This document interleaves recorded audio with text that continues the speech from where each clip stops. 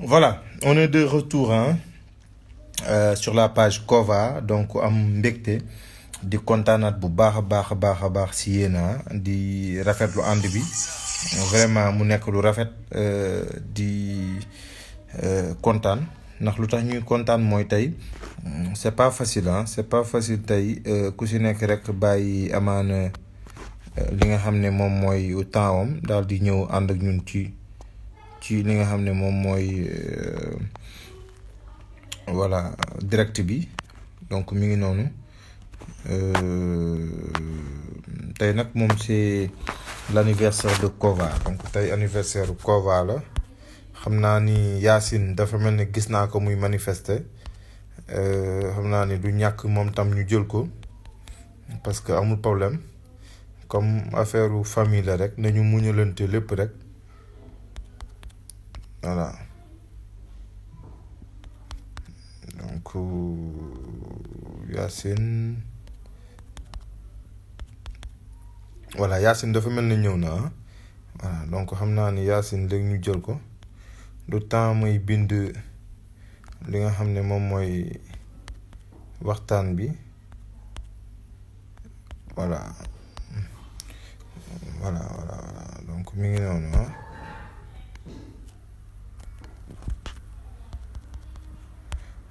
Yacine ok Ibrahima tam ñëw na ok d'accord donc may leen ma tuuti bu ko defee ñu jël leen voilà may leen ma tuuti rek bu ko defee ñu jël leen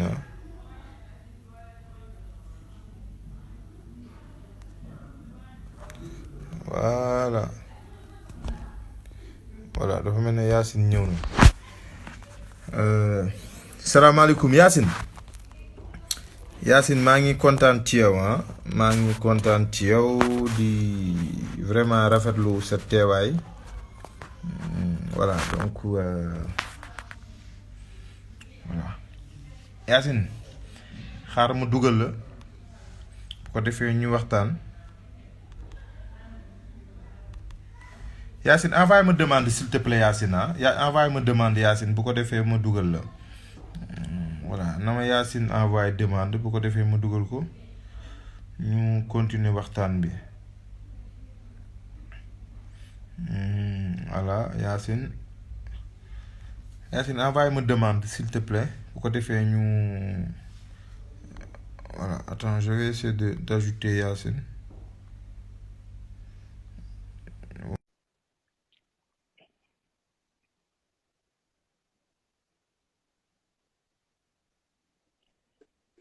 Voilà donc Yacine dafa mel ne yegg si na mais Yacine. Bonjour. Bonsoir. mais ba tey loo wax baax na fii kër gi la ñun ñu ngi ci biir kër gi loo wax baax na bu la neexee nga ne bonsoir bu la neexee nga ne bonjour waaw en tout cas ñun comprendre nañ et puis ñu ngi kontaan voilà ñu ngi non amul problème ñu ngi kontaan déjà c'est Mouhamed Mbaye à la présentation ñu ngi kontaan bu baax vraiment ci recevoir la ci suñu live comme mi ngi noonu comme ñi nga xam ne ñoo fi jiitu nekk ci famille bi parce que tey yaakaar naa tey dañu nekk suñu biir kër tey tout est permis voilà donc ñu bàyyi la nga nuyoo Yacine bu ko defee ñu ñëw ci waxtaan bi. Alors bonsoir tout le monde déjà maa ngi remercier Doumo ci invitation bi pour ce live là di remercier yow tamit sama kal bi mbayeen bi. Je remercie les médias, tout le monde, tous ceux qui ont été invités pour ce premier live. Et je souhaite joyeux anniversaire à la marque Kova. 7 ans, c'est pas rien. 7, c'est un chiffre important. Et encore du courage à son fondateur, Momodou Diop. Et ensuite, on souhaite vraiment qu'on fête, Inch'Allah, les 10 ans, les 15 ans, les 25 ans, Inch'Allah. Donc, le meilleur à venir. Amin en tout cas kontaan nañ ci yow ñun itam parce que yaakaar naa ni samedi nekk na lu diis waaye itam ndogu ba pare war a mën a jël sa temps jàkkaarloog sa télé wala tëdd daal di xaabaabal def loola neex def loola saf mais nga bàyyi loolu lépp daal di ñëw jàkkaarloo ak ñun ci suñu live bi vraiment honneur la ci ñun ñuy kontaan bu baax a baax ci yow xëy na nag sant bi rek moom mooy sa problème mais sinon amoo benn problème. Ouais, rien à dire hein les Mbayeen là vous n'avez rien à dire moom. ayca mais brièvement tey bu ñu bëggoon xam kan mooy Yacine Cissé tey lan nga ñuy wax. Alors, Yacine, c'est une Sénégalaise qui a un peu grandi entre le Nigeria, voilà, donc, mais quand même, je me considère comme africaine. Dumo ISM lañ xamante, voilà, donc on se connaît, machallah, depuis plus de 10 ans, voilà, donc c'est comme un frère pour moi, ok. Donc, voilà, Yacine, c'est quelqu'un de simple, qui aime des choses simples. Et c'est pourquoi, lorsque je vois les habits de Kova, je trouve que c'est simplement parfait, simplement classe, simplement authentique. Hein. Donc, c'est pourquoi j'ai eu un crush pour cette marque-là. Donc, voilà. Yacine, c'est quelqu'un qui aime le Made in Africa, le Made in Sénégal. Et voilà, donc c'est pourquoi je soutiens cette marque. Donc, voilà, c'est un peu ça, Yacine. En même temps, je suis professionnelle dans les ressources humaines. Voilà, c'est professionnellement, c'est un peu mon profil. Donc, à part cela, je suis là, hein, ça va. Moi, je prends tout de manière easy. Voilà, je me complique pas la tête. Je En prends tout tout cas mi ngi noonu. simplement et j'aime les gens simples. Voilà. ayca mi ngi noonu Yacine yaakaar naa ni voilà lu ñu bëggoon xam lu ci bëri wax nañu ko mais loolu voilà ñun dañ ciy kontaan parce que tey temps bi xoj nañu donc bu ñu amee ku ñu ko facilité daf ñu gën a arrangé mais tey ma bëggoon nga ñëwaat tuuti ci sa ay relation ak Mamadou Diop. Alors, Doumo, Mamadou Diop, hein? Faut pas sortir les surnoms là. Alors, Mamadou, je l'ai connu, je pense, en 2008, ISM. Man, maa ngi woon troisième année. Moom il était en première année. Donc, voilà, chorale lañ xamante. Parce que Coral. on chantait. Ouais, chorale. Mamadou, mais il vous a pas dit que c'est un grand choriste. Il chante, Mamadou Diop. Mais il chante mieux qu'il court. loolu moom après laa ciy ñëwaat. Alors, non, il chante très bien. Il chante très bien, là. C'est un bon basse. Mu ne wéy de. Donc, c'est là-bas qu'on a appris on a fait connaissance. Moi, j'étais alto, lui il était basse. C'est là-bas aussi que j'ai connu des gens comme Ale Diop, Ibrahim Attal, Mehan Ndiaye, Aminata. La plupart de ceux qui sont invités là, c'est un peu des retrouvailles de la chorale d'ISM, hein, franchement. On se connaît depuis 10 ans, on a chanté à Dakar, on a chanté à Thiès, on a chanté à Saint-Louis, on a chanté vraiment un peu dans toutes les occasions hein, qui se prêtaient à ISM, on a chanté, donc on a passé beaucoup de moments ensemble. On a répété, on s'est énervé, on s'est disputé, on s'est raccommodé, voilà. C'est vraiment un frère. Donc voilà, c'est un peu comme ça que j'ai connu Mamadou Diop au sein de l'ISM, au sein de la chorale, qui jusqu'à maintenant demeure une famille. Et donc, vu que c'est une famille, c'est comme ça que même après le diplôme, à l'ISM, on a continué à conserver ces liens de famille-là, voilà. En 2009, là, un diplôme, mais après, je suis restée à la chorale de 2013. Donc, on a fait des concerts ensemble. Voilà. On a organisé 4 concerts ensemble. Pour te dire que oui, il chante. loolu moom gars yi bëri xamuñ ko woon merci beaucoup Yacine. Il chante très bien. merci beaucoup Yacine en tout cas mais tey bu ñu ñëwaatoon tuuti ci li nga xam ne peut-être défaut lañ ko tuddee ci moom loo xam ne vraiment boo sañoon mu changé ko si moom neexule si moom tey lan lay doon tey Yacine. C'est un défaut. En même temps, on va dire c'est une qualité. C'est que mon Dubaï en fait, mon Dubaï. C'est-à-dire que quand il a une idée arrêtée que ça doit se faire, tant qu'il n'est pas allé et qu'il a soit réussi ou que soit il s'est cogné à un mur, il va pas trop écouter. Voilà. Et quand il a dit qu'il va faire telle chose là, non. Et Warbeson la plupart du temps, mais s'il a dit que ça, je vais le faire, ça, je peux le faire. Il ne connaît pas. La plupart du temps, Machallah, il réussit. La plupart du temps, Machallah, il réussit, quoi. Bon, parfois, il se cogne au mur. Ça arrive à tout le monde. Mais la plupart du temps, voilà, c'est un peu ça. Il est un peu têtu, hein. Voilà, c'est juste ça. Ok, donc loolu leer na il est un peu têtu xam naa ni peut-être ñun loolu moom moo ñu ci moom ñoo ñu ci intéressé xaw a dëgër bopp ah donc loolu peut-être défaut la Ouais. ci moom voilà défaut la xëy na voilà peut-être yow am nañu chance nga wax ñu ko avec franchise d'habitude ñu fi dugg ñëpp bu la laajee da nga non non Mamadou il est là mais bon en tout cas merci beaucoup Yacine yow ci déjà Ouais. franchise bi ak li nga xam ne wax nga ñu ko ci ay information parce que ñun xamuñu Mamadou Diop boykat la donc ñun on savait pas donc Oh, voilà oui, xamuñu si woon mag dara la. voilà. Ils sont Euh, très bien, machallah. Je le répète. mais tey boo amoon qualité boo xam ne vraiment mi ngi ci Mamadou Diop yow boo sañoon moo nekk ci yow. Qualité la plus grande, parce qu'il a beaucoup de qualités. La plus grande qualité, on va dire que c'est quelqu'un qui a un bon cœur. C'est-à-dire que tout ce qu'il peut faire pour aider ou pour soutenir quelqu'un, il va le faire. Il va le faire. Il peut rien demander, en fait. Il peut rien demander. Et puis, ça, c'est une de ses qualités. Vraiment, il aime soutenir tout le monde. Il aime, même ton choral, quand lui, il avait déjà maîtrisé la voix de notre pour péter à franchement, alors qu'il avait d'autres choses à faire, hein, et il faisait partie des gars qui habitaient le plus loin. Nous, bon, ISM, c'était au point E, donc mon, nous, à Sikap et tout ça, mais mon, il habitait loin. Mais il restait vraiment, c'était quelqu'un quand il s'engage, il est là pour tout le monde. Il n'est pas là que pour sa tête à lui, il est là pour tout le monde. Donc c'est surtout cette qualité. Quand il dit qu'il va faire quelque chose, il le fait. C'est pas quelqu'un qui te dit quelque chose, peut parler le lendemain, on est bon, c'est-à-dire que non, non, non. Bon, quand il te dit qu'il va faire ça, il va le faire. non loolu Même moom si voilà, il va avoir des problèmes, il va le faire. Ouais. mais noonu loolu la tubaab di woowee xëy na ku fonk kàddoom donc liñ naan la parole fait l'honneur donc vraiment loolu moom jikkoom la koo xam ne la vraiment fonk na kàddoom mais c'est important parce que tey ñu je pense que ñi fi dugg ñëpp ah loolu wax nañ ko et je pense que c'est important parce que dans la vie da ngay fonk sa kàddu boo bëggee nit yi fonk la mais tey Yacine boo ñu doon raconter lu ngeen dund loo xam ne histoire la ba tey mu marqué la tey Yacine lan la. Bon,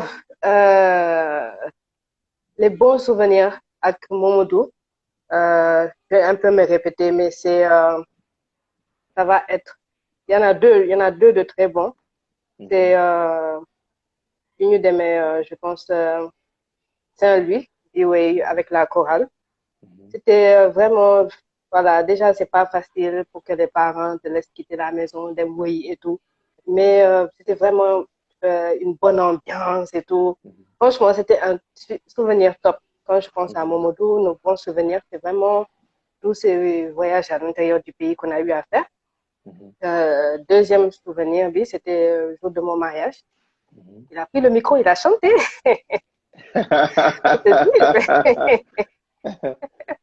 Donc voilà, c'était vraiment bien de voir que le jour de mon mariage encore, la chorale était présente et que vraiment ils ont pris le micro, même Tal, Ibrahim Tal, donc c'était vraiment des très bons moments qui font que vraiment dans les bons, les mauvais moments, ils sont toujours là. Momodou est toujours là lorsque j'ai besoin de lui, donc vraiment c'est ça mes plus bons moments. Toutes ces prestations à la chorale et puis voilà, le jour de mon mariage, le baptême de mon premier fils, il était là. Donc, c'est ça qui en prouve tout que c'est cas une bonne relation. en tout cas kontaan nañ ci yow Yacine xam naa ni li ñu lay tàggatoo li ñëpp di laaj rek mooy nga woyal li nga xam ne mooy Kova joyeux anniversaire parce que tey c'est un jour spécial vraiment di jouru Kova muy fêter ses 7 ans parce que tànn bi c'était très difficile ah choix bi c'était très difficile mais tey def nañ ko vraiment tànn nit yi nga xam ne ay nit yu baax lañu ay nit yoo xam ne tey dund nañu ak Mamadou loo xam ne man bu ci nekk rek bu ma waxee aventure bu ma am ak yow dama naan non c'est extraordinaire te loolu lépp ci yéen seen baax la parce que tey mënoon na baax te du ngeen ko gis parce que ki bon moo génne valeur ki baax loolu la ñu faral di wax en tout cas dama lay bàyyi nga tàggatoo ñu ak way bu ko defee après nga def ce mot de la fin ñu daal di tàggatoo et puis joxante rendez-vous très prochainement xam naa ni parce que am na yu bëri yu ñuy waajal yoo xam ne yéen aussi di ngeen ci ñëw incha allah donc ñu bàyyi la rek nga wayal ñu quoi bégal ñu. C'est quoi ce piège-là? C'est quoi ce piège? C'est quoi ce piège? Vous voulez me faire chanter? Yacine waar ñu rek parce que xoolal Yacine xoolal wër naa wër Boy dañuy yeewu de. pour man doo ci teg baat mais foog nga ñamal ñu tuuti. Baat bi sax dem na. demul. Alors, bés bu dellu si mon air, bés bu dellu si mon air, bés bu dellu si mon air Kova, bés bu dellu si mon air. Ah mais Yacine. Ça suffit, non? nag déedéet nag Yacine affaire bi nag dafa neex. waru ko teel daggee nii quand même Yacine. Andi joyeux anniversaire si. En tout cas kontaan nañ ci yow di la bàyyi nga def ce mot de la fin et puis wax naa la ko rendez-vous très prochainement ci ay événement wu Kova ak yeneen di la bàyyi nga tàggoo et puis di la remercier ci bàyyi waxtu bi bàyyi lépp pour vraiment honorer ñu ci suñu bés bi nga xam ne ku ñu ko xeebal ñu xeeb la mais ku ñu ko ngandalal aussi ñu yëkkati la teg la fu ñu tegul kenn parce que tey dañuy fêter suñu ay 7 ans ànd ak Kova di la remercier bu baax di la bàyyi nga def ce mot de la fin Yacine. Ok, alors je remercie tout le monde.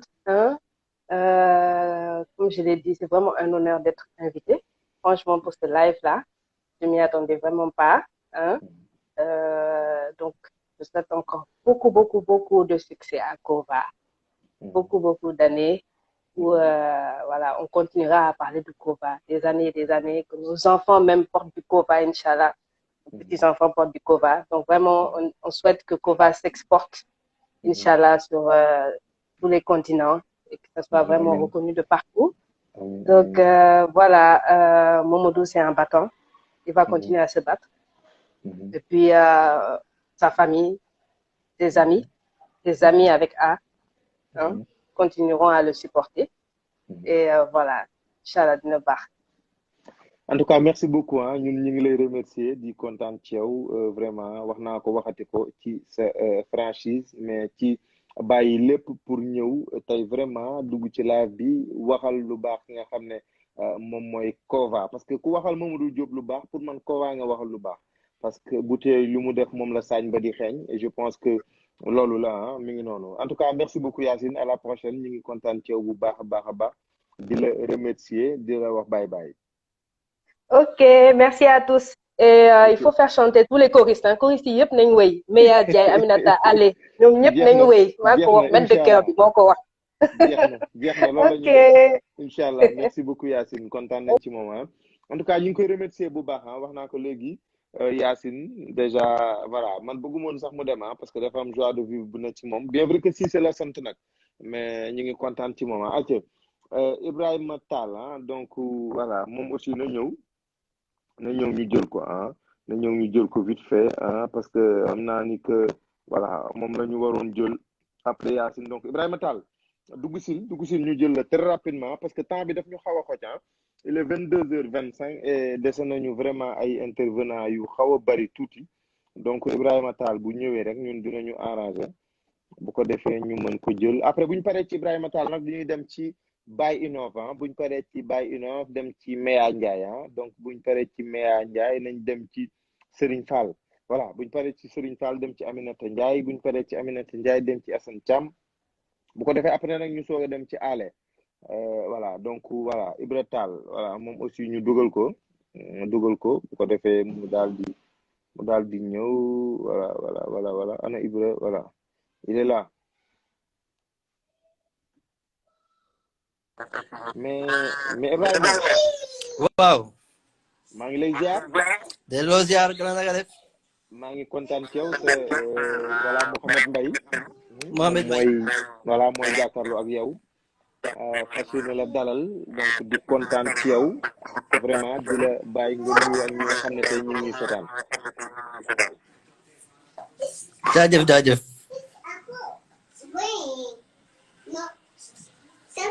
waaw Ibrahima dañuy bàyyi nga nuyu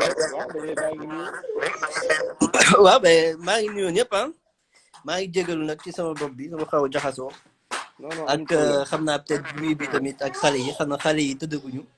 dëgg la noonu maa ngi nuyu c'est la ñëpp famille di ziar ñëpp waa c'est la famille. c'est la famille c'est la famille. nuyu ñi fi nekk ñëpp ñi seetaan ñëpp tous les amis de Kova. ndax xam naa ni ñoom ñoo fi nekk tey. donc voilà. en tout cas mi ngi noonu ah Ibrahima brièvement ah donc boo ñu doon wax tey kan mooy Ibrahima Tall tey lan nga ñuy wax. Ibrahima Tall bon un jeune hein. Jeune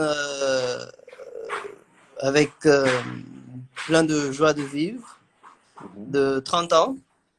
Ça, je suis marié, j'ai 2 enfants.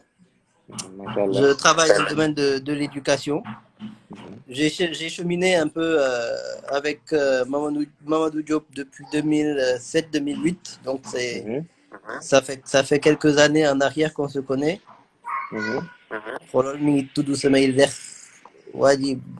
faut parler avec lui quoi parce que bon, il me respecte pas. ah Mamadou nag dama la wax dara nag bu fekkee da nga am yow tamit da nga am lax tamit Ibra tam ko ñu tudd ko. ah dañoo mës a concours nag waaye moo ma ëpp ay lex fuuf fu mu toll nii. waaw. ayca. donc voilà ça fait plus de 10 ans qu'on est frères avec Mamadou.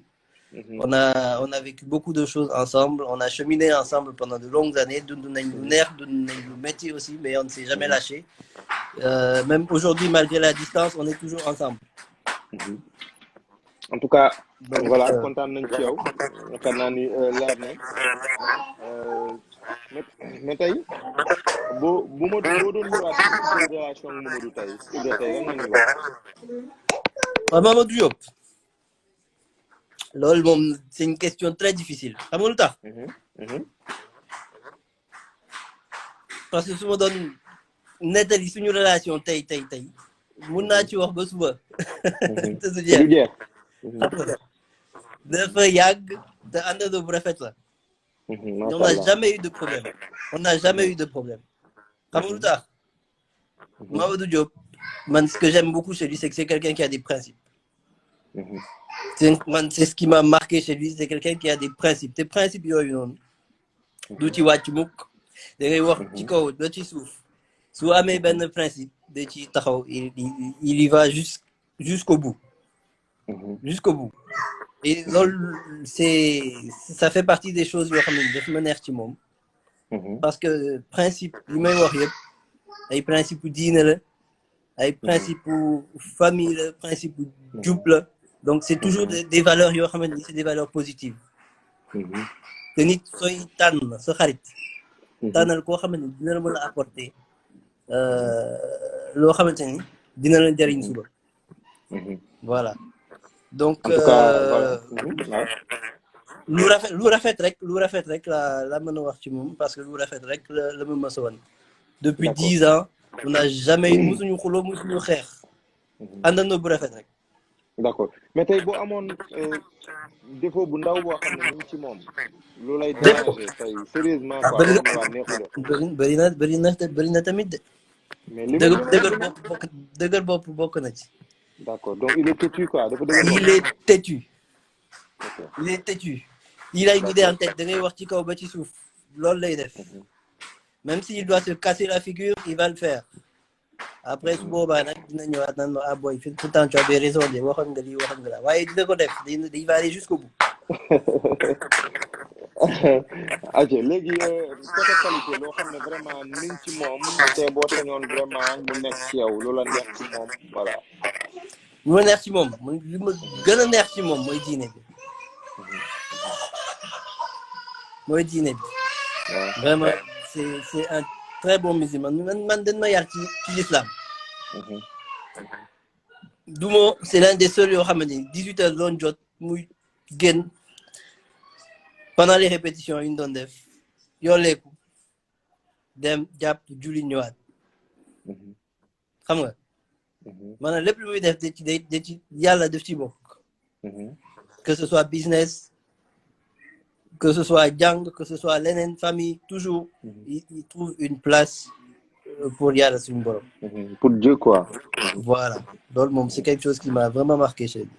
D'accord, ok. Mais tey loo xam ne dundu ngeen ko yàgg moom loo xam ne peut-être yéen a ko dund mu nekk lu la loo xam ne mais Ibrahima yaa ngi rey ah Ibrahima nu mu demee quoi mais wax ma rek bu ma nëbb quoi bu ma nëbb wax ma rek. non du ma la nëbb man du ma la yow sama mbokk nga sama frère nga. ay cokon mon ami ay cokon. Non, c'est que de la poser question, il y a plein de souvenirs qui sont remontés comme ça en même temps. Il y a plein de choses, quoi. Dumo, 2009, c'était une sortie de groupe, quoi. On avait organisé un truc avec l'école, on était à peu près 80 personnes, on était partis à Saly. Nous avons fait des tours hôtel. Mais sorti bu neex bu toj du ma moo fa toj. Ibrahima. Falaa yem nag. du ma dugg ci détail falaa yem. Ibrahima fii la lépp di leere tey ñun dañu nekk suñu biir kër di waxtaan donc sànq ba léegi maa ngi bi ay buntu nekk depuis sànq yaakaar naa ni ñi nga xam ne tey ñoom lañ ci jot a jël. Voilà bokk na ci Rock Ndoye Dabaroki bokk na ci Samba bokk na ci Yacine bokk na ci yow voilà donc waaw nan la rek sortie bi nan la demee woon quoi. non leer na non grand bay xam nga dafa am ay détails yoo xam ne mënuñ ci dugg quoi instant yii sama copain kilifa la léegi. waaw d'accord lebal naa la loolu en tout cas merci beaucoup donc je sais pas. ba xam am na leneen loo bëggoon ma laaj la ko te jotuñu ci waxtaan wala. Non, man, je suis, Man, damay top mouvance bi rek xam nga j'ai pas trop l'habitude de faire des live affaires yooyu noonu. Je suis pas très coutumier de ce genre de pratique donc je te laisse guider quoi, tu vois. En tout cas mi ngi noonu kontaan nañ ci yow peut-être que bëggoon nañu wéyal ñu tuuti rek par rapport ak Kova et puis di la xaar ci yeneen événement yi Kova di waajal incha allah dinañu daal di retrouver wu d'ici peu incha allah ñaan yàlla sunu boom tegg ci li nga xam ne moom nga ko teg donc nga wéyal ñu vite fait rek joyeux anniversaire. Non du ma est-ce que wéyal na walaay. Non loolu wéyal ñu walaay kan. Dumo après moom dafa war a dugg su duggee du way joyeux anniversaire bu koy wax mu way walaay way buñ tudd walaay moom xam na ko bu baax. D'accord Ibrahima dinañ ko def. Voilà su duggee moom mu way boobu dégg nga.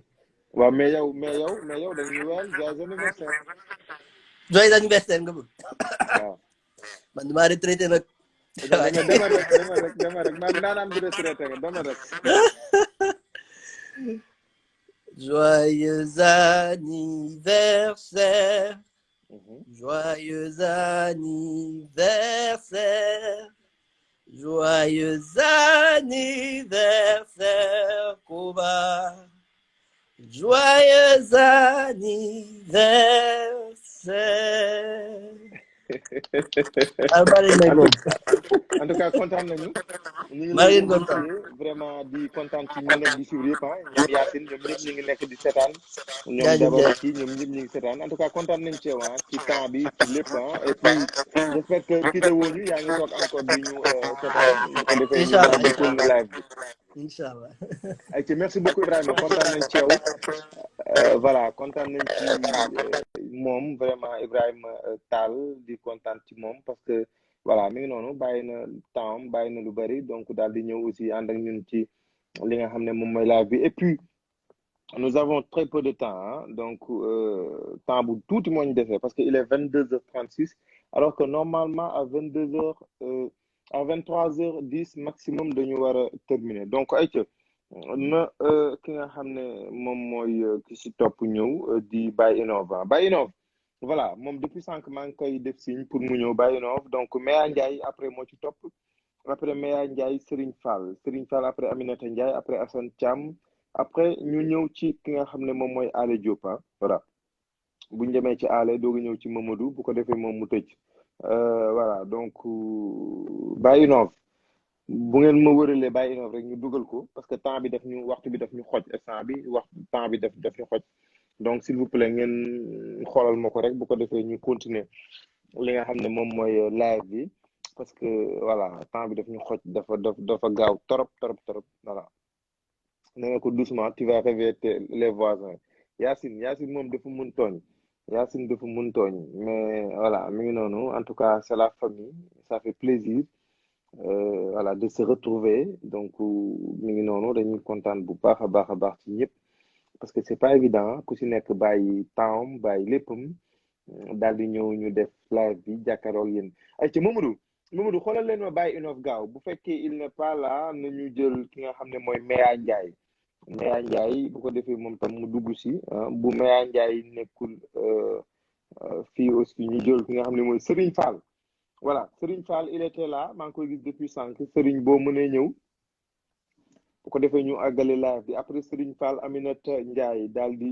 ñëw Nata Sugar voilà moom tamit elle était là tout à l'heure voilà moom tam mu ñëw après Assane Thiam ñu doog a terminer en beauté ak Ale Diop daal di jël Mamadou Diop Kova voilà léegi ana Serigne voilà indil ma Serigne wala Meya ku ci ñëw baax na bu ko defee ñu àggale waxtaan bi voilà très rapidement Mamadou parce que temps bi dafa gaaw et puis daf ñu xaw a xoj en attendant man ma mën a sarlu ak sama dinjeer voilà comme sénégalais yëpp toog sa kër voilà puis ñaan yàlla sunu borom dindi fii li nga xam ne mooy mbas bi coronavirus voilà Mamadou wala Meya Ndiaye bu ñëwee waa ñu jël ko ak aussi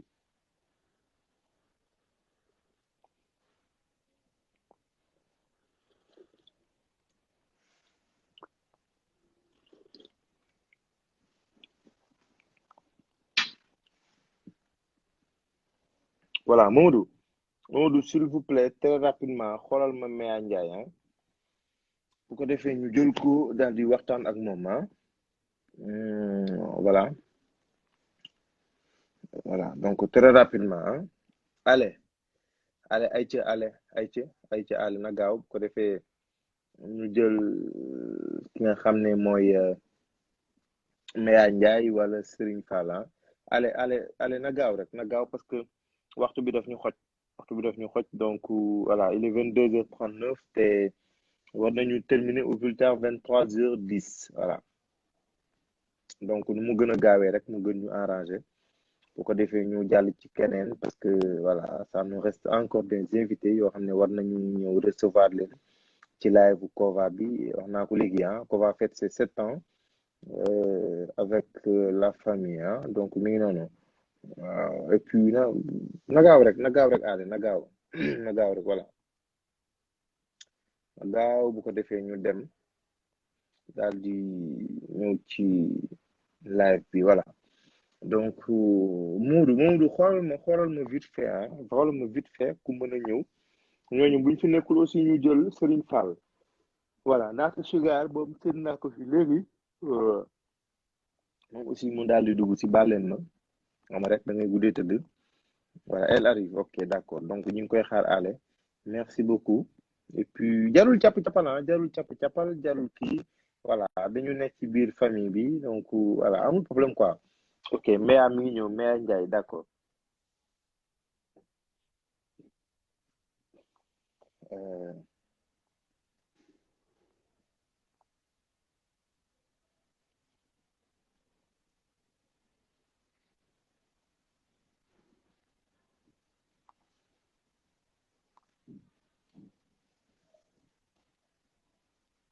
ayca bu gaawee rek ñu jël bu gaawee ñu jël de grâce képp ku ñu annoncé ni que di nga dugg donc de grâce na nga jege parce que waxtu bi daf ñu xoj normalement 23h10 war nañu terminer en beauté voilà donc Meya Ndiaye bu ñëwee rek ñu daal di koy dugal wax naa ko léegi jarul cappal jarul dara suñu kër la ñu nekk rek ku ci nekk rek maay tëgg ngay bir ma sa néeg ma toog daal di waxtaan ak yow ñu waxtaan ci Kova waxtaan ci Mamadou Diop parce que ku wax Kova ne Mamadou Diop donc le plus rapidement rek mu gën ñu arranger parce que voilà le temps file allez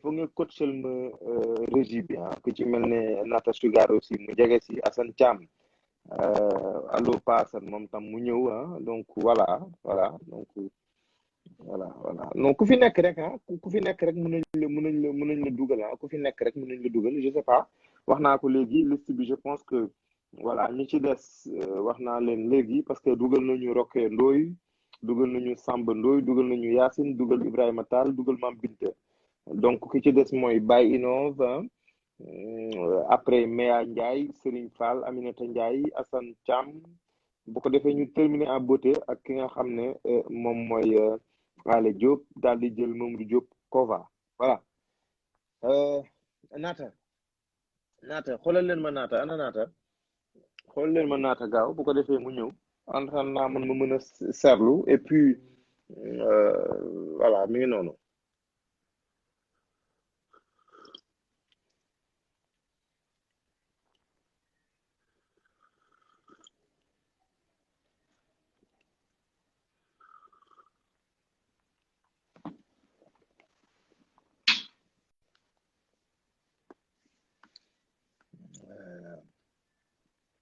gars yi yëngu leen bokk yëngu leen mu gaaw daf ñuy arrangé ndax waxtu bi dafa gaaw te daf ñu xaw a xoj voilà donc yëngu leen rek mu gaaw voilà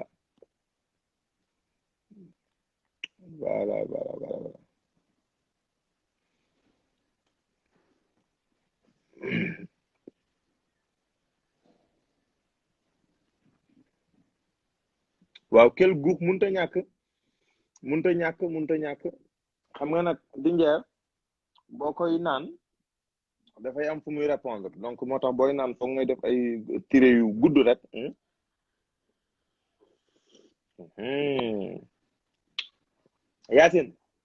Yacine yow moom baal naa la Yacine amul benn problème mais xam naa ni man xam naa ni fi ma lay sànnee xeet doom fu mën a sànnee xeet voilà parce que dinaa toog FM Sénégal daal di la sànni xeer voilà Amadou Diop mi ngi fi woon mais dana dafay dem reer yi ñëwaat voilà naata na ñëw gaaw naata na ñëw voilà donc tey nag voilà tey dama def tey Goutra comme voilà dafa nekk à la mode tey moom laa def tey jàkkaarloo ak yéen mënul ñàkk voilà voilà et puis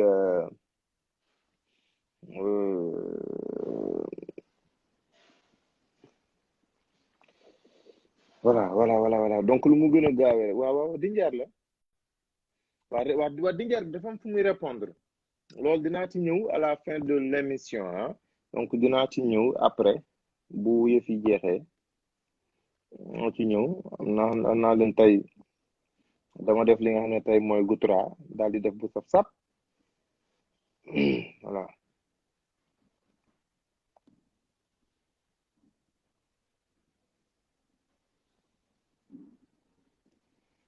voilà naata mi ngi nii ok naata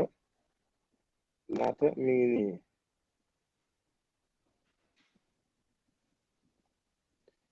voilà naata ok naata mi ngi noonu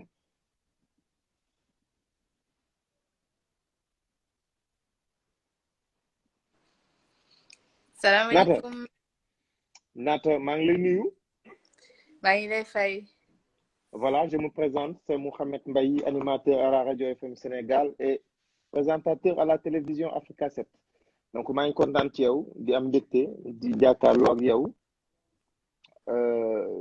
voilà mi ngi noonu et puis vraiment baal la tardé bi garaawul baal nañ la ko. non man tardé ma benn yoon maa ngi woon fii mais apparemment dama comprendre ni du sama tour encore quoi ma demoon def yeneen. ok d'accord ayca donc dañ lay bàyyi rapidement nga daal di nuyoo bu ko defee ñu continuer waxtaan bi naata. maa ngi leen di nuyu yéen ñëpp nekk si live bi di leen sant si seen présence di nuyu Mamadou Diop mi ma invité si live bi di ko souhaiter joyeux anniversaire si lu ñu bokk si suñu doom bi muy Kova di ko ñaanal également ñuy fête anniversaire bi ay ati inchallah te kenn bañ a manqué. Mais non, en tout cas, nous, voilà, Nat Sugar, plus connu, voilà, qui tourne Aminata Ndiaye. Non, Aminata Ndiaye laa tudd. Aminata Ndiaye laa tudd. Mais li ma jaaxal Aminata Ndiaye mais Instagram bi Nat Sugar lañ ci bind loolu moo ma jaaxal. Mais xam nga de Aminata Ndiaye dañoo xaw a sakkan nag si dëkk bi. Il faut nga wut leneen loo si rax quoi sinon rek dafay compliqué.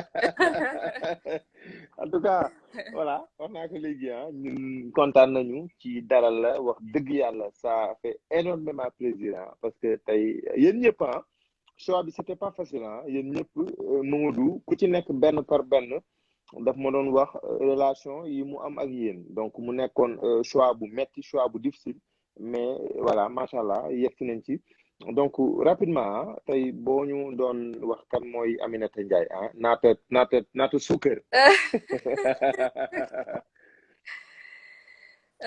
Aminata Ndiaye c'est simple Aminata Ndiaye sénégalaise la déggal kii naan ma làkkal français lu tax may làkk français sama wolof daa leer. Donc sénégalaise la boo xamante ni. Elle aime tout ce qui est mode lépp lu rafet lu baax xam naa loolu sax moo gën a tax ni di souvent bëgg ñu associer ci projet Cova yi au-delà de xarito bi ñu xarito ak xamante bi ñu xamante nit ku authentique ku simple ku bëgg lu authentique ak lu simple. Voilà, en gros et en ramassé, le moment noir. Ok, donc ça te convient ou dafa am yeneen ma ci war a yokk? Non man moom lu ma doyul dinaa la ko laaj donc loolu moom t'inquiète pas pour ça lu ma doyul rek danaa la ne ñëwaatal ci lii wala waxal ma ci lii donc voilà comment vous êtes connu donc rapidement ñu mën a am idée boo xam ne ci ngeen xamante et tout. D'où on s'est connu à l'ISM. Avec tout le groupe qui vient de passer, comme ils l'ont très bien dit, déglu naa quelques-uns ñi ma njëkk. On s'est connus à l'ISM, on a été à la chorale aussi ensemble. ñu ngi lay wax ni woykat bu mag la. Je confirme, woykat bu mag a mag la. On s'est connus à la chorale également, on a été collègues. Donc voilà, on a partagé beaucoup de moments ensemble. Cova nekk suñu bébé quand même ñun ñëpp parce que ñun ñëpp on a un peu apporté notre patte, on a essayé en tout cas de pousser ce projet qui était le sien et ñun ñëpp jëm nañ ko porter tu vois et défendre projet bi nga xamante ni moom la am moom la gëm et moom lay défendre depuis 2008. D'accord, en tout cas merci beaucoup yaakaar naa ni leer na. Mais tey dama bëggoon nga xuusal ma tuuti ci seen ay relation tey tuuti rek nga am loo ñu mayal tey ci ñun ñi seetaan ñun ñi nga xam ne amaana voilà dañuy dégg Aminata Ndiaye wala ñuy dégg Dumo di dégg Dumo tey seen relation tuuti rek nga ñëw ci. Non tey Dumo sama frère la sama xarit la c'est quelqu'un que j'apprécie énormément de par ses qualités ak nit ki mu nekk. Nit la koo xamante ni on a vécu aussi des moments ensemble dont je n'ai que de bons souvenirs. Nit la koo xamante ni également j'ai participé à certains moments de sa vie mu doon ngénte doomam mu doon mariage am mu doon voilà ay moments yoo xamante ni ay moments yu incontournables la si dundu doomu Adama mën naa ne. Donc, la guerre est là. Donc voilà, Dumo c'est vraiment quelqu'un que j'apprécie. Non, du yow de Dumo lay wax. Donc voilà, en ramassé, c'est ce que je peux dire sur ma relation avec Modou Diop. Ku bëgg lekk la nag aussi. Xaw ma nag loolu xam ngeen ko wala xamoo leen ko lekk rek lay def. en tout cas xam naa dara de moom heure bu ñu waxee réunion moom li muy njëkk wax mooy nañ ko defee restaurant sangam. waaw léeg-léeg sax man maa ko si génne yooyu ne ko non suma rak booy bu fi indi problème mais loolu moom mais tey bu ñu bëggoon ñëw ci ay yoo xam ne peut-être défaut la te vraiment neexu la ci moom tey voilà lan nga ñuy wax tey li ñëpp wax lay wax duma dëgër na bopp c'est une tête brûlée mais bon c'est défaut la boo xamante ni ça cache une qualité un peu parce que bu fekkee ni da nga bëgg a nekk entrepreneur lancer wu à ton propre compte il faut que nga am tuuti dëgër bopp quand même dëgg la ça aide à ne pas lâcher quoi day tax ba li nga jàpp li nga gëm da nga si dem ba jeex te moom loolu vraiment défaut le principal mais défaut la buy servir cause bi nga xamante ni moom lay défendre ak entreprise am. ayca mi ngi noonu en tout cas leeral yi kontaan ci naatu sukkara wala naatu suga donc mi ngi noonu Aminata Ndiaye mais tey qualité boo xam ne mi ngi ci moom vraiment boo sañoon tey mu ne ci yow. persévérance am ak gëm-gëm bu mu am depuis le temps bi mu lancé Kova ba léegi parce que affaire yi en fait c'était parti d'un projet GA suma juumul et faut savoir que ñun GA ñun ñëpp def nañ ko ISM ñun ñëpp on a eu à créer nos propres entreprises et nous tous on n'a pas continué forcément. Et moom une fois qu'il s'est lancé il n'a plus lâché l'affaire ba tey jii ñu koy waxaat 7 ans après quoi et donc ça on peut dire que c'est une fierté on peut dire que c'est du cran on peut dire que c'est du courage on peut dire que voilà nit ku am gëm-gëm la gëm-gëm boo xamante ni moo koy porter pour muy def li muy def yépp te loolu dafa am trop importance ci nit ak constance dafa am importance ci nit mooy tax ba loo jàpp du gaaw nax saay daal en tout cas tey moom xam naa ni foo ma dégg nga wolof foo ma dégg wolof waaye aale am na lu ko bett dégg yi ma lay wax waaw man maa ngi dégg bu baax li may wax macha allah voilà donc et puis voilà ça fait plaisir wax dëgg yàlla ça fait plaisir parce que tey wax naa ko sànq nous sommes en famille suñu biir njaboot la ñu nekk ku ci nekk rek voilà man maa ibbi sa néeg fëgg la daal di toog yow waxtaan daal di échanger ak yow mais tey dama bëggoon nga nettali ma tuuti rek loo xam ne jot ngeen ko dund yaak moom loo xam ne jot ngeen ko dund yaak moom donc voilà. loo xam ne jot nañ ko dund maak moom. bëri na da nga bëgg ma raconter la ay anecdote voilà dama bëgg nga raconter une petite quelque chose bu ko defee voilà ñu daal di reetaan nga doog a ñëw nag ci wayal ñu lan laa la war a njëkk a raconter peut-être période bi ñuy def shooting yi mixta bi muy lancé Adorn mooy première collection bi nga xamante ni ay réunion yu dul jeex la woon cité mixta pour xam concept bi nan la war a taxawee ak yooyu Ali Diop daal di improviser wu nekk benn directeur artistique ñu war a def shooting beeg yooyu donc am benn teasing bu ñu organiser woon le teasing c'était un peu di dox un peu di daanu ak yooyu donc ça avait fait un buzz monstre nit yi bëgg a xam lan la ñuy préparer ak yooyu et donc après shooting bi tamit c'était tout aussi drôle ñu dem ci ay ci ay mécaniciens ak ay yu kenn xam lu ngeen dugg ci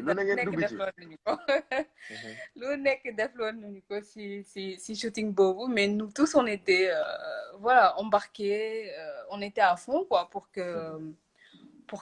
que ça prenne en tout cas ñun kontaan nañ ci yow ah xam naa ni xaw nañ la retenir sax ah par rapport ak ñu jot a jàll mais voilà c'était important tey lu bëri tey leer tey parce que voilà rappelons que ñu ngi ci en live ak page Kova donc c'est Kova qui fête ses 7 ans avec la famille wax naa ko léegi ah képp koo xam ne tey dugg nga fi rek nekk nga koo xam ne nit ku am solo nga ci ñun ah une personne importante une personne spéciale donc yow aussi ci nga bokk ñu lay remercier donc voilà bëgg nag nga woyal ñu parce que voilà gars yëpp ñu ngi koy réclamer donc woyal ñu joyeux anniversaire ñu soog a tàggatoo ak yow.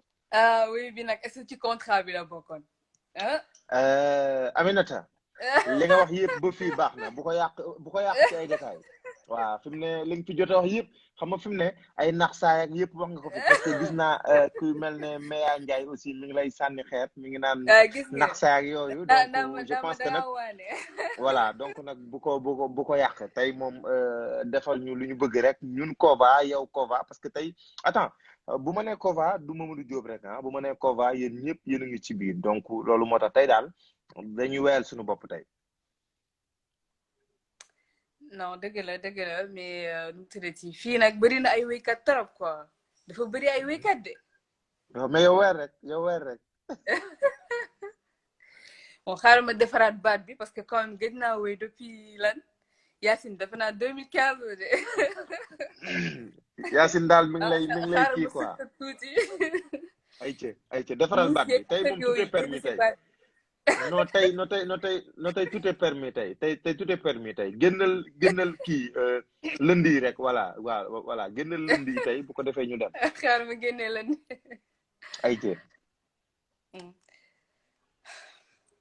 Joyeux anniversaire, joyeux anniversaire, joyeux anniversaire Kova, joyeux anniversaire. J'ai essayé. En tout cas ñun kontaan nañ ci yow xam naa ne Mamadou mi ngi réclamé Bob Marley bi mais ñun duñ la ko ñu ngi lay remercier ah di kontaan ci yow di la bàyyi nga def sa mot de la fin par rapport ak tey waxtaan bu ndaw bi ñu sekkoon man ak yow et puis di kontaan et puis vraiment di am yaakaar ni que voilà on va se retrouver très rapide prochainement bientôt ah dinañu gisante ñun ak yéen parce que Kova mi ngi waajal leneen ak leneen te xam naa ne yéen ñëpp aussi da ngeen di bokk ci invité yi vraiment ñu bàyyi la nga tàggatoo wax sa mot de la fin.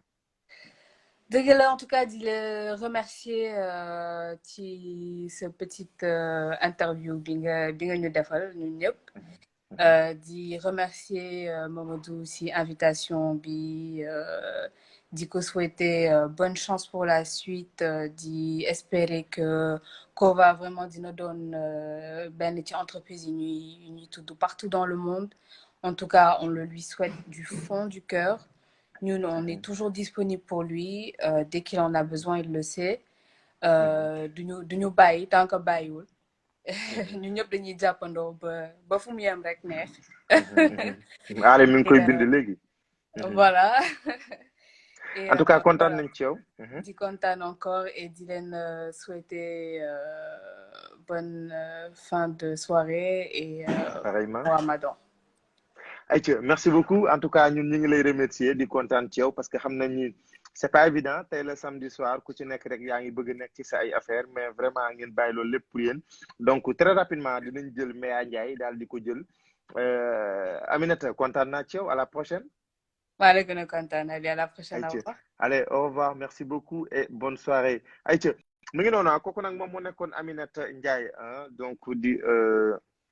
moom it bokk ci ñi nga xam ne tey ñoom la ñu tey choisir vraiment wax naa leen quoi choix bi c'était pas facile yombul woon wax dëgg yàlla c'était pas facile mais fexe nañu ba jël ñi nga xam ne ñooy les personnes importantes les personnes yi nga xam ne les personnes incontournables noonu laa ko mën a waxee donc très rapidement Meya Ndiaye envoyé ma demande bu ko defee yow tam ma dugal la ñu waxtaan ci lu bari waxtaan ci Kova waxtaan ci Mamadou voilà donc mi ngi noonu mais rapidement rek parce que déjà waxoon naa leen ko sànq ñu ngi waroon pare li nga xam ne mooy 23h10 donc actuellement ñu ngi ci 23h01 voilà et dese nañu ñeneen ñoo xam ne war nañu leen invité war nañu leen jël ku ci mel ne Serigne Fall ku ci mel ne Baye Innov voilà donc Maya maa ngi lay nuyu.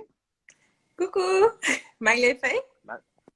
Voilà, c'est Mohamed Mbaye, animateur à la Radio FM Sénégal et présentateur de Défi Star sur Africa 7 TV. Donc, ñu ngi kontaan ci yow di am mbégte ci jàkkaarloo ak yow vraiment di la bàyyi nga nuyu ak ñi nga xam ne tey ñoom ñoo ñuy seetaan. Enchanté ah maa ngi gërëm ñëpp merci beaucoup ci invitation bi Mamadou Diop ci cër bi.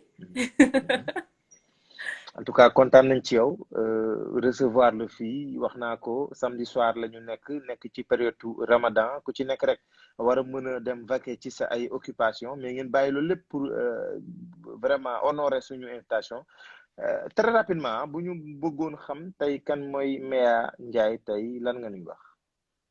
Alors bon man maa ngi tudd Maya ISM laa jàngee foofu laa xamee Mamadou Diop.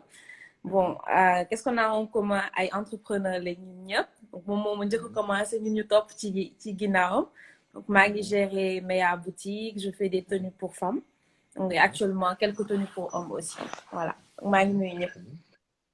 ayca mi ngi noonu kooku moom mooy Maya Ndiaye Maya boutique comme ni mu ko waxee mais tey bu ñu bëggoon ñëwaat tuuti ci sa relation ak Mamadou Diop tey.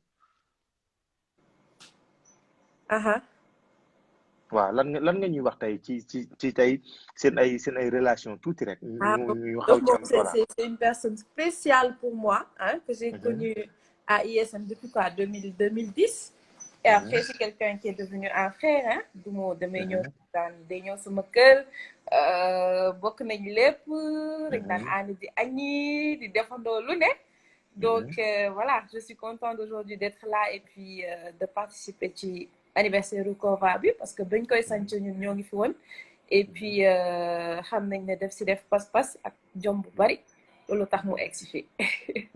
ayca mais bu ñu bëggoon a xam peut-être défaut boo xam ne mi ngi ci Mamadou loo xam ne vraiment yow boo sañoon dafay jóge ci moom tey lan nga ñuy wax très sincèrement.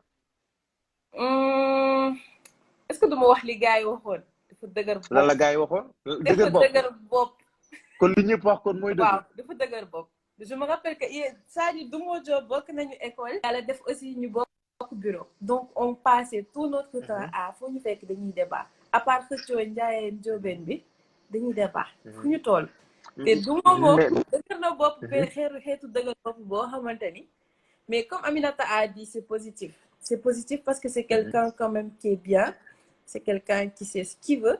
loolu moom laa ko mën a seddal fulla gu mat sëkk la am du dugg ci la mu warul dugg te ku am jom la. loolu c'est important mais est-ce que Maya mën nga ñu wax lu ndaw loo xam ne tey voilà loolu moom dala wan ne carrément Mamadou il est têtu ci loo xam ne peut-être da nga ko tere wala loo xam ne Mamadou daf ci bëgg dugg nga ne ko non. bari na si débat du jeex. oui am na débat yoo xam ne moo génnee fii du baax. mais bari na vraiment bari na c'est-à-dire que bokk nañ école bokk bureau mais tout le temps xëccoo débat machin c'est quelqu'un qui reste campé sur ses positions dafa dëgër bopp anecdote moom da ngeen ma koy baare parce que bu génnee fii du baax ànduma. ayca bon je pense que li ñu dese ci temps wu direct bi bëreetul donc Maya da nga ñuy baal ñu daal di koy dagg daal di ñëwaat bu ko defee àggali li nga xam ne moom mooy waxtaan bi donc nga baal ñu parce que voilà wax naa ko li 5 ans on devait terminer à 23h10 actuellement ñu ngi ci 23h05 donc pour wan ni que voilà mi ngi noonu waxtaan bi moo am solo mais aussi voilà mënuloo ku ci nekk nga limité ko des fois dafay xaw a déborder mais may ñu rek ñu dem ñëwaat daal di yeggali ITV bi. amul problème. ayca merci beaucoup à tout à l'heure on se retrouve. À tout à l'heure.